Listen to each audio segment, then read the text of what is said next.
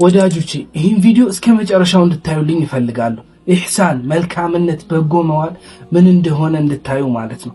አንድ ቪዲዮ ጋብዛችኋለሁ። እሱን ቪዲዮ አይተን መልካምነት፣ በጎነት፣ ቀናነት ምን እንደሆነ እናያለን። እስቲ ተመልከቱ። በጎነት አንድ ነጋዴው እንደምታዩት ሱቁን ከፈተ።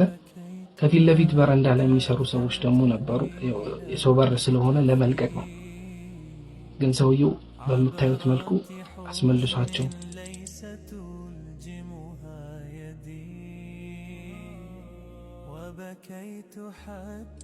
ልጁን ወንበር ላይ አስቀምጦ ለሱ ደግሞ ውሃ ሰጥቶት። ምክንያቱም ርዝቅ ከአላህ እንደሆነ የሚያምን ሰው የሚያውቅ ሰው ነው።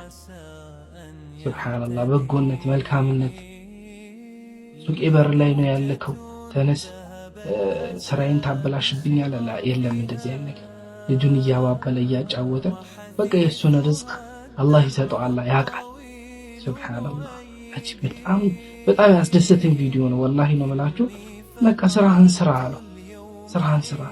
ምንም ይባል አባባል አለኝ አካባቢ፣ ለአንተ ያላትን እንጀራ ማንም አይበላትም ትሻግታለች እንጂ ይባላል። በቃ ርዝቅህ ከየትም ልክ አጀልህ እንደሚፈልግህ አንተ ርዝቅህን ፈልጎ ይመጣል። ሱብሃንአላህ። በጎነት መልካምነት በጣም ነው ያጀበኝ። ለዛ ነው አላህ እንደዚህ አይነት መልካም ባሮች ያድርገን። ደስ ስላለኝ ይህን ቪዲዮ የጋበዝኳችሁ። ፊ አማኒላህ። እናንተ ምን ተማራችሁበት?